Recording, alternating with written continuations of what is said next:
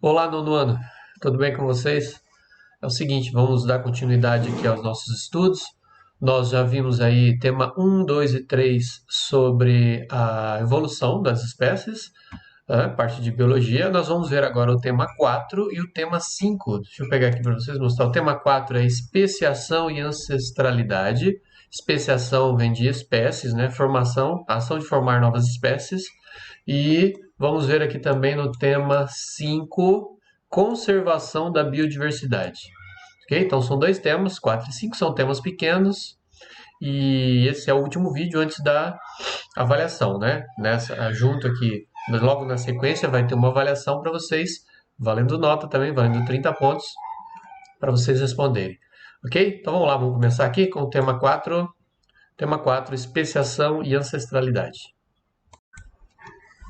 Ok, estou aqui então. Tema 4, deixa eu me ajeitar aqui. Vamos lá, especiação e ancestralidade. Vamos ver o que é isso aí, esses dois termos aí. Formação de novas espécies.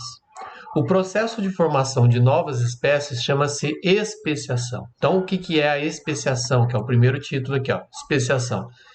É a ação da natureza de formar novas espécies. Para que esse processo aconteça, são necessárias algumas condições. Vamos ver o que precisa, então, para surgir uma nova espécie. Variabilidade.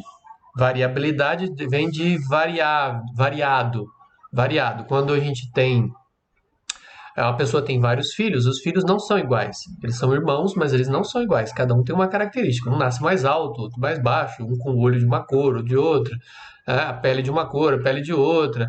As atitudes, o comportamento também são diferentes. Isso é variabilidade. A genética não é exatamente igual, tá? A não ser que sejam gêmeos univitelinos. Eles têm o mesmo DNA, a mesma genética. Mesmo assim, eles ainda terão diferenças de comportamento e até diferenças físicas. Um pode ser mais gordinho, outro mais magrinho, né? Se um fizer academia e o outro não, pode ter diferença na massa muscular, etc. Mas a variabilidade genética indica que os seres não são iguais geneticamente. Existem diferenças entre você e seu irmão, entre você e seu primo, existe uma diferença maior ainda, né? O primo de terceiro, quarto grau, a diferença é maior ainda, e assim por diante. Então, está aqui, variabilidade, isto é, diferença entre os indivíduos de uma mesma espécie. Essa variação é importante para haver formação de novas espécies. A gente vai ver depois como isso acontece. A atuação do processo de seleção natural. Então, tem que haver um processo de seleção. Como há uma variabilidade genética, alguns podem estar mais aptos geneticamente para sobreviver a um certo ambiente. Tá? Então, essa variação que faz com que alguns seres estejam mais aptos e outros menos aptos a sobreviver. Isolamento reprodutivo. O que é isso? Você isola a mesma espécie, você isola em dois ambientes, de forma que vai haver evolução de uma delas, ao ponto de não ser mais possível a combinação dessa espécie que sofreu alterações com a outra que foi separada dele no certo ambiente. A gente vai ver isso no desenho aqui já, mostrando bem isso. Olha só. Ocorre quando duas populações de uma mesma espécie original se tornam diferentes entre si a ponto da reprodução entre elas não ser mais possível, formando assim duas espécies distintas. Então você separa dois grupos da mesma espécie, eles vão evoluindo, chega um ponto que eles não conseguem mais se cruzar entre si. Eles se tornam espécies diferentes. Depois vamos ver aqui embaixo. Bom, aqui do lado tem uma frase dizendo assim, ó, o isolamento de grupos da mesma espécie pode levar à formação de novas espécies ao longo do tempo. Então, o isolamento é um dos fatores importantes. Então, nós vimos aqui 3 fatores, né? Vamos marcar de vermelho aqui. A variabilidade genética, a seleção natural e o isolamento reprodutivo. Ok, vamos ver aqui embaixo agora. Diz assim... Existem diferentes tipos de especiação, de formação de novas espécies. Um deles envolve o aparecimento de uma barreira geográfica, como um rio, a mesma espécie é separada por um rio, ou uma cadeia de montanhas que separam dois grupos da mesma espécie. Neste caso, a barreira divide uma população original de certa espécie em duas. separou duas populações da mesma espécie. Isso determina o isolamento geográfico. Então, você isola, né? A gente viu aqui em cima que isolamento é uma das causas importantes de especiação. Isolamento. Então, você tem uma barreira geográfica que isola geograficamente dois grupos, dois ou mais grupos. Aí diz assim, dessas duas populações, tá? Houve um isolamento geográfico das duas populações. Como as condições ambientais não são idênticas nos dois lados da barreira geográfica, o processo de seleção natural atua de forma diferenciada sobre as populações isoladas em cada lado da barreira, e elas passam a evoluir independentemente uma da outra. Então você isolou dois grupos. Um grupo tem uma pressão ambiental, né? O ambiente é de uma forma, o outro lado tem outra pressão ambiental, existem outras características do ambiente, então eles vão se adaptando ao ambiente, cada grupo se adaptando ao seu ambiente, de forma que eles vão evoluindo e depois eles serão espécies totalmente diferentes. Lembra que o Darwin fez uma viagem, quando ele chegou em Galápagos, tinham várias ilhas, e cada ilha tinha o mesmo pássaro, que era esqueci o nome do pássaro agora. Mas ele percebeu que esses pássaros, eles tinham os bicos diferentes, porque eles estavam cada um numa ilha, isolados, olha só, isso aí você tem um isolamento, né, geográfico de cada grupo, e eles foram se adaptando àquela ilha, que tinha características, tinham certos animais para se alimentar, ou frutas, ou, sei lá, os insetos eram diferentes. E aí o bico foi se adaptando ao longo do tempo, né, devido à seleção natural, de forma que eles já eram pássaros diferentes entre si. Aí tá assim, com o tempo podem acumular modificações nas duas populações que impedem a reprodução entre elas. Quando chega esse tempo que elas não conseguem mais se reproduzir entre si, se elas se encontrarem, os grupos se encontrarem, aí nós já temos espécies diferentes, tá? Aqui, ó. Mesmo que ocorra o desaparecimento da barreira geográfica, ou seja, os grupos podem se aproximar de novo, isso significa que aí eles não, mesmo que eles consigam se aproximar, eles não conseguem se reproduzir entre si, cruzarem entre si, só os de cá com os de cá e os de cá com os de cá. Isso significa que ocorreu o isolamento reprodutivo. Agora não é mais isolamento geográfico, é um isolamento reprodutivo. Eles não conseguem se reproduzir entre si, entre as duas populações, né? E que cada uma delas passou a constituir uma nova espécie. Beleza? Vamos ver um esquema aqui embaixo? Se você não entendeu ainda. Nós temos aqui, ó, processo de especiação. Agora desenhado. Nós temos aqui borboletas brancas, certo? E aqui está formando uma cadeia de montanhas aqui, ó, no meio. Então está separando em dois grupos. Então você tem aqui um grupo e outro grupo, certo? Aí está dizendo aqui, ó, com o passar do tempo, os montes se transformam em cadeias de montanhas altas. Olha só, separou totalmente os dois grupos. Os grupos isolados não podem mais cruzar entre si. Então, a partir de agora, o que você tem? Você tem agora o isolamento geográfico. Deixa eu aumentar um pouquinho mais aqui, ó. Agora a gente tem um isolamento geográfico. Aqui não eram isoladas, era a mesma espécie, né? Tem uma barreira aqui, mas ela ainda não é capaz de separar, né? Uma mesma espécie. Agora a mesma espécie está separada. E olha só o que aconteceu. O lado de lá foi evoluindo. Alguma coisa na natureza fez com que elas se tornassem azuis, certo? Olha lá. Portanto, evoluem separadamente, formando duas espécies diferentes. Eles ficaram tão diferentes geneticamente que se a gente aproximar os dois novamente, aqui ó, vamos ver o 3, eles não conseguem mais cruzar entre si. Após muitos anos, forma-se uma falha na cadeia de montanhas, né, de montanhosa, possibilitando a mistura das populações de borboletas. Então aqui ó, a azul foi para cá e uma branquinha foi para lá. Misturou de novo os dois grupos. As duas espécies, porém, já acumularam tantas diferenças que não podem mais se reproduzir entre si. Aconteceu então, vamos fazer de vermelho aqui, aconteceu agora um isolamento reprodutivo, certo? Então, primeiro, isolamento geográfico, separação do grupo de mesma espécie. Cada grupo vai se adaptar àquele ambiente e vai evoluir. De certa forma que se eles se misturarem depois no futuro, eles não conseguem mais cruzar entre si, você tem espécies separadas a partir de agora. Beleza? Ok, vamos para a próxima página. Agora vamos falar aqui de árvores filogenéticas. Vamos ver o que é isso aqui. É a maneira que a gente representa a linha de evolução das espécies.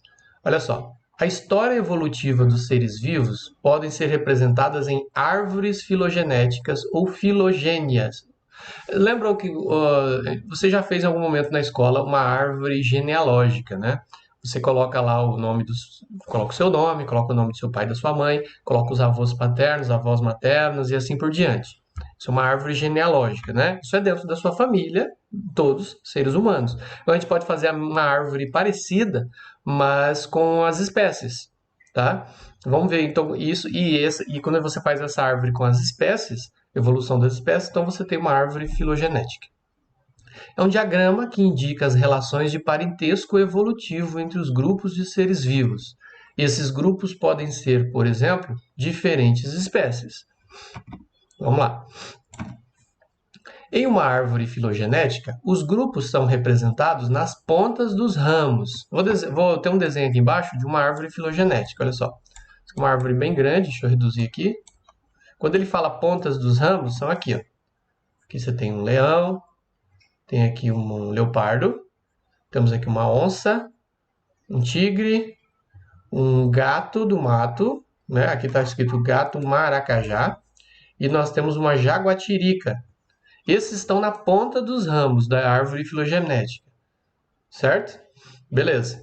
Então, olha só, vou ler de novo. Os grupos estão representados nas pontas dos ramos. Então, o leão, o leopardo, esses são os grupos. Ao descer por um ramo da árvore, encontramos um ponto de união com o ramo vizinho. Esse é o chamado nó. Vamos ver onde é o nó aqui, ó. Ó, descendo, ele falou para ir descendo. Então eu estou aqui no leão, vou descendo aqui e vou chegar no nó, que liga o leão com o leopardo. O leão e o leopardo, eles estão ligados por um nó aqui, ó. Vamos ver o que é isso? Esse nó representa o ancestral comum mais recente compartilhado por ambos os grupos. Ou seja, o nó, esse nó aqui, ele é o ancestral, é uma espécie ancestral que não existe mais, no caso do leão, é o ancestral do leão, e também do leopardo. É o descendente dos dois. Descendente não, é o ancestral dos dois. Estaria aqui, ó. A gente não sabe quantos anos aqui, porque não está informando, mas poderia estar também a idade aqui.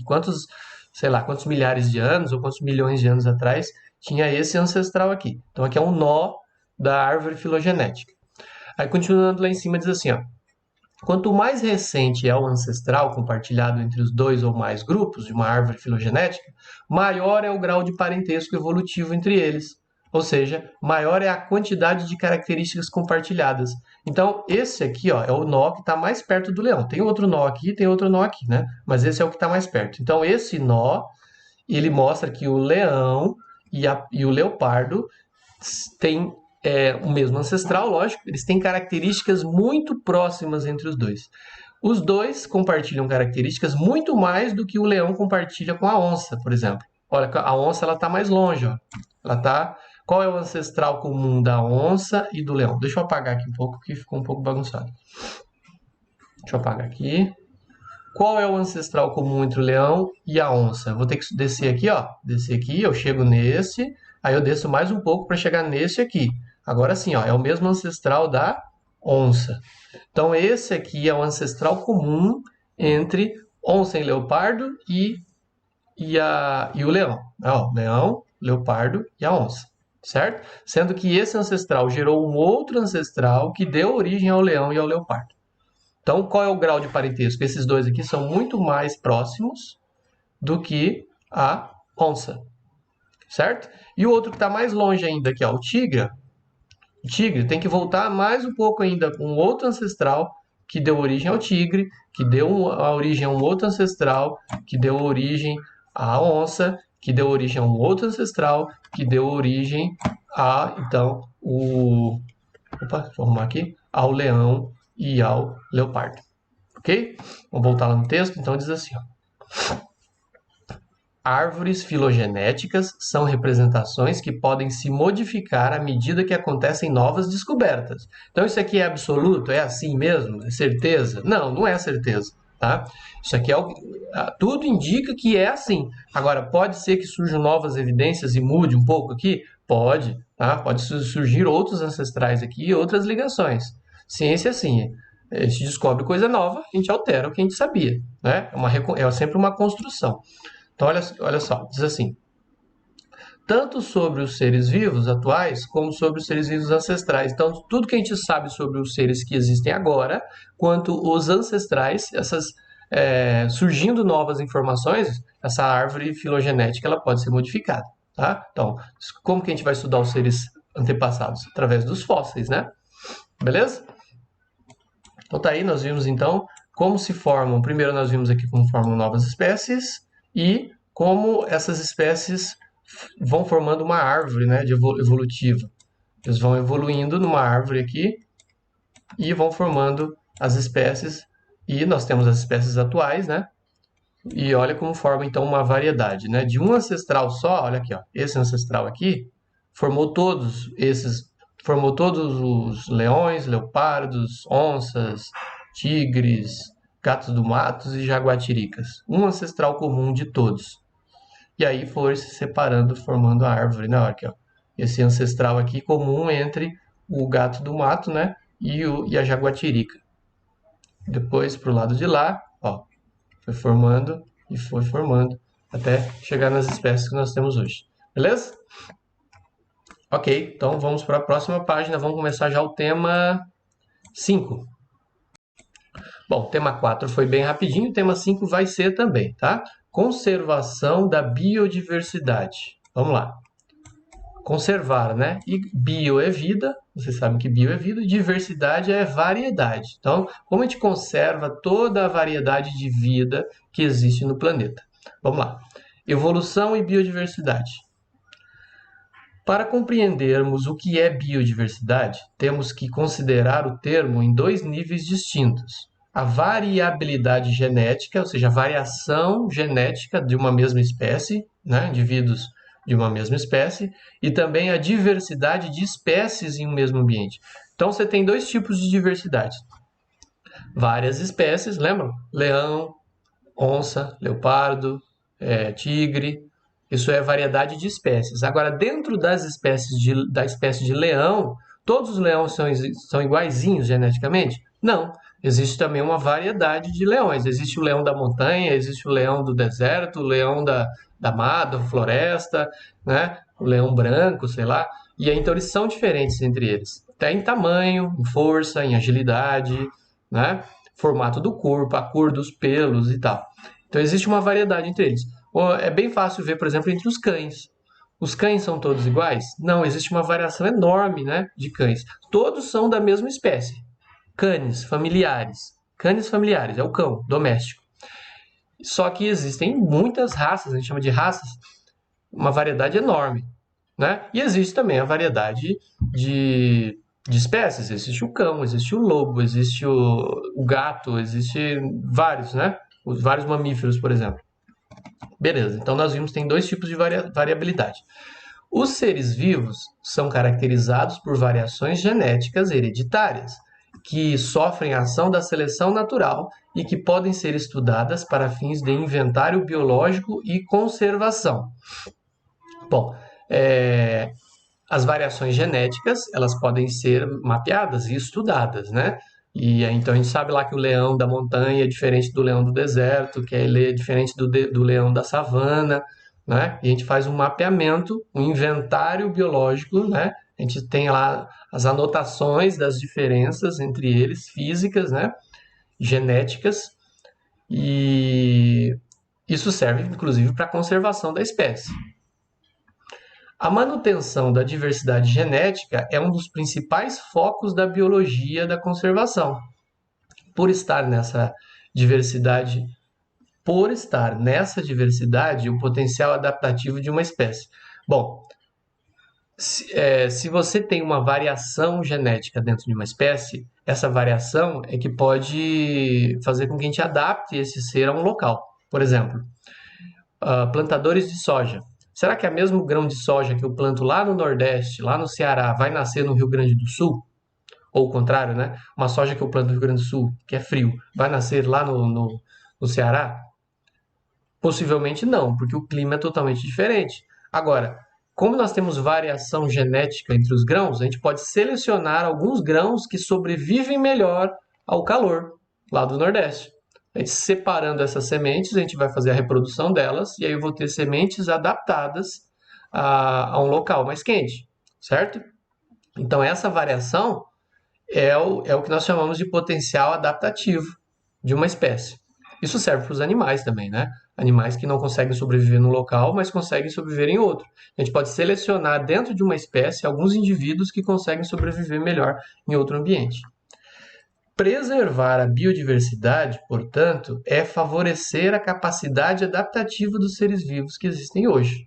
Acabei de falar, né? Se a gente preservar a diferença entre a genética de uma espécie, a gente pode garantir a sobrevivência dela em vários ambientes. Vamos lá, então.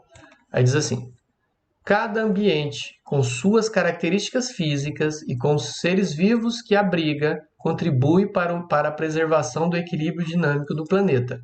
Ok? Uma floresta, por exemplo, influencia a pluviosidade da região. O que é a pluviosidade? A chuva, né? Uma floresta, ela ajuda com que chova mais, que vai evaporar mais água, as folhas, né? Preserva o rio, a vegetação preserva o rio, você vai ter mais evaporação de água, mais chuva. A qualidade do ar também, e a presença de nascentes de água e características do solo. Ou seja, a floresta ela ajuda a preservar essas qualidades do ambiente. Além disso, uma floresta abriga grande número de indivíduos de diversas espécies.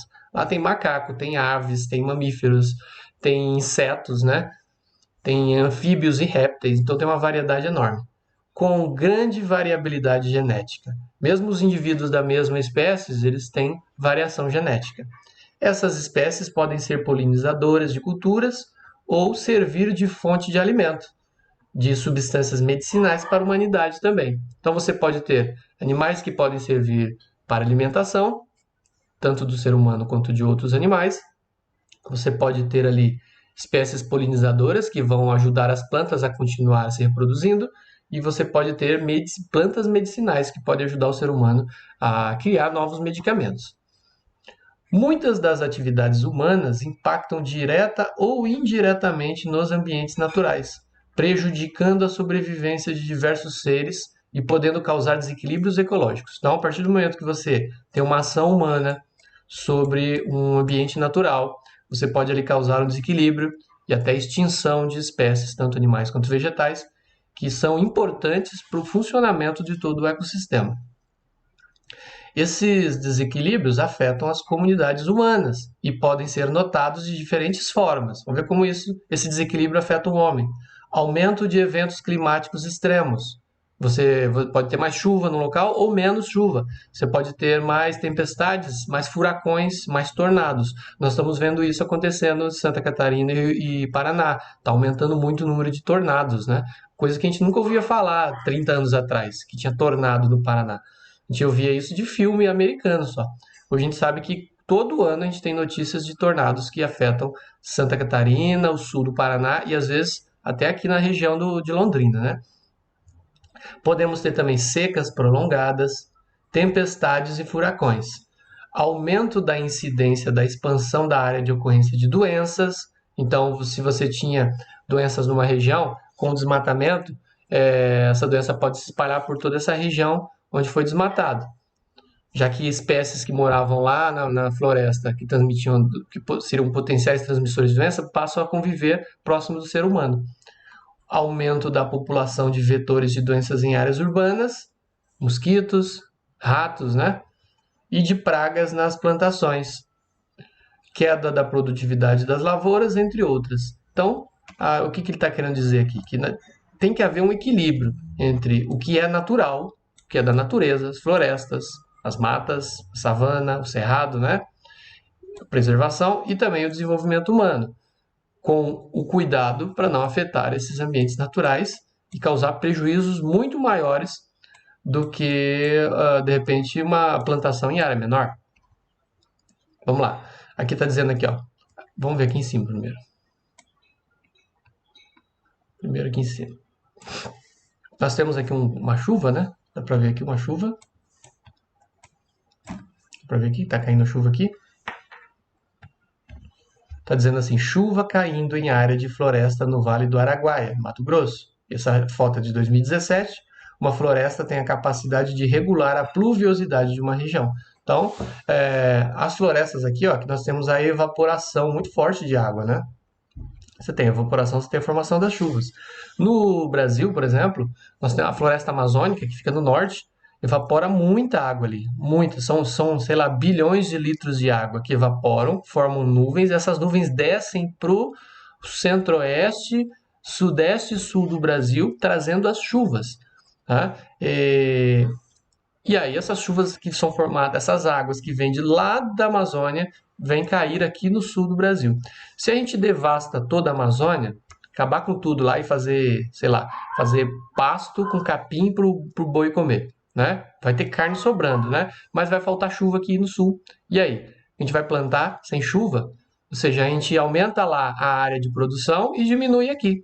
A gente pode ter o Paraná, São Paulo, Mato Grosso do Sul, essa região pode se tornar um deserto sem chuva, um deserto, e ninguém vai plantar nada, né? E aí você aumentou lá a área de produção e diminuiu aqui. Então o que seria o correto? Preserva a floresta lá em cima e vamos produzir aqui embaixo, né? Também mantendo as nossas matas assim sempre que possível, né? E assim você tem um equilíbrio, a chuva vem para cá, a floresta fica mantida, lá você tem as espécies, lá você tem o turismo, onde as pessoas poderiam vir de fora, né, do país, para visitar a floresta sem destruí-la, né?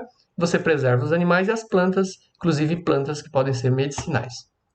Agora aqui embaixo, nós temos aqui plantação de cana de açúcar, olha só, em Prata, cidade de Prata, Minas Gerais. Foto de 2018. Na agricultura convencional, costuma-se plantar a mesma espécie em grandes extensões de terra. Olha só, você tem aqui cana de açúcar, tá pequena ainda pelo jeito, mas você vê, olha o tamanho do terreno, enorme, né? Dessa forma, a diversidade desse sistema é baixa. O que você tem de diversidade aqui? Nenhuma. Você só tem cana de açúcar. E se uma planta for suscetível a uma praga, como um fungo, toda a plantação vai ser dizimada. Então, se você só planta uma coisa e acontece uma doença nessa plantação, você perde a plantação inteira. Se você tem uma diversidade de plantações, a chance de ter... Você pode até ter problema numa delas, mas você tem outras plantações ali, né? Isso também é diversidade na agricultura. Ok? Vamos para a próxima página. Vamos aqui então para a última página. Aqui é a página 121. 121, unidades de conservação. Vamos lá. Uma das formas de proteger a biodiversidade e a integridade dos ecossistemas é por meio da implantação de unidades de conservação. São chamadas de UC. UC, né? UC. As UCs são áreas que apresentam características naturais relevantes e que são legalmente delimitadas pelos governos federal, estadual ou municipal, com o intuito de assegurar a representatividade de amostras das diferentes populações, habitats e ecossistemas. Ou seja, a gente escolhe áreas preservadas, né, para chamar de unidades de conservação, ou seja, essas regiões elas serão conservadas. Ali você não pode construir uma cidade, você não pode devastar para colocar um pasto para boi, você não pode derrubar para plantar cana, soja, essas coisas. Ela vai ser preservada nas suas características naturais. Então, conservando o patrimônio biológico existente. Ali você vai ter as espécies do local, né? As plantas e animais do local, a preservação geográfica, e aí você vai ter, então, uma unidade que se conserva a biodiversidade. Então, você tem uma unidade de conservação. As unidades de conservação devem assegurar as populações humanas tradicionais que vivem nessas regiões, como indígenas, quilombolas, caiçaras, o uso sustentável dos recursos naturais. Esses grupos de pessoas, indígenas, quilombolas, caiçaras, eles têm os seus hábitos e as suas culturas, muitas vezes bem envolvidos com o ambiente, né? Com o meio ambiente ali. Eles pescam com suas tradições ali no local, eles retiram frutos e sementes da floresta. Então essas tradições, essa cultura, ela tem que ser preservada também, protegida e preservada. Senão você vai acabar expulsando as pessoas do lugar onde elas vivem, das tradições que elas têm naquele local. As unidades de conservação se dividem em dois grupos. Vamos ver então quais são os grupos. Primeiro, unidades de proteção integral e segundo, unidades de uso sustentável. Vamos ver o primeiro aqui, ó, unidades de proteção integral, onde é permitido apenas o uso indireto dos recursos naturais, como recreação em contato com a natureza, que é o turismo, o montanhismo, as trilhas, né? Visitação de cavernas. Olha lá, turismo ecológico, pesquisa científica, né? Os pesquisadores podem entrar. E educação, por exemplo, uma escola levar alunos para conhecer o local. As categorias de proteção integral são estação ecológica, reserva biológica, parque, né? Pode ser um parque nacional, parque estadual, parque municipal, monumento natural, refúgio de vida silvestre. Por exemplo, aqui no Paraná nós temos vários desses locais. Nós temos Vila Velha, nós temos aqui a Mata dos Godói, aqui perto da gente, né? Você tem ali a floresta da Mata Atlântica, onde você tem lá o Pico do Marumbi, que é a montanha mais alta do Paraná. Então você tem locais que são unidades de proteção integral. Ali só pode entrar para fazer turismo e assim, mesmo assim é controlado, né? Não é assim vai chegando, vai entrando, tem que ter todo um cadastro certinho para educação, para a escola e para cientistas fazerem pesquisas. Aí nós temos também as unidades de uso sustentável.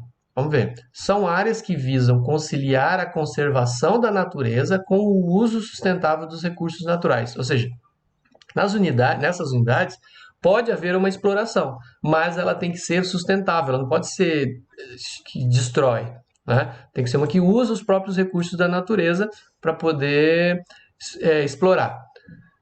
São permitidas atividades que envolvem coleta e uso dos recursos naturais. Por exemplo, pessoas que moram nesses locais podem recolher, sei lá, se for uma floresta que dá açaí, pode retirar as sementes de açaí para vender, para produzir. Pode retirar frutos, né? Pode até caçar alguns animais, no caso dos indígenas e tal. Desde que praticadas de forma sustentável. Ou seja, não pode fazer de forma predatória. Vou lá e vou caçar tudo e vou acabar com tudo. Ou vou derrubar todas as árvores e acabar com tudo. Não. As categorias de uso sustentável são área de relevante interesse ecológico, são os nomes que a gente dá para esses locais. Floresta nacional, reserva de fauna, reserva de desenvolvimento sustentável, reserva extrativista, área de proteção ambiental, reserva particular do patrimônio natural. Então, esses são os termos que se usam para esses locais, tá? Então, vamos ver aqui embaixo, figura. Nós temos aqui, ó, na letra A, nós temos o Parque Nacional do Itatiaia. Está escrito aqui embaixo, ó. Parque Nacional de Itatiaia, dá para ver que é uma mata fechada, montanhas, né? Aqui não tem nenhum... A gente não está vendo nada aqui que mostre a ação do ser humano, né, sobre esse ambiente. Ele está natural, totalmente natural. É uma unidade de conservação de proteção integral, ou seja, é um daqueles nomes que a gente viu ali em cima. Ele é de proteção integral, aqui não pode fazer nada. O ser humano, para entrar aqui, tem que ter uma autorização rígida. Depois nós temos aqui, ele é o parque mais antigo do Brasil e fica na Serra da Mantiqueira, entre os estados de Minas Gerais e Rio de Janeiro. Essa foto é de 2016, mostra toda a floresta aqui em cima, totalmente preservada. E aí nós temos na letra B, uma trilha, dá para ver aqui mais ou menos uma trilha, ela vem por aqui, segue para lá. Essa trilha fica na Floresta Nacional de Tapajós, do Tapajós. Isso aqui já é aquela segunda parte, né? Unidade de uso sustentável.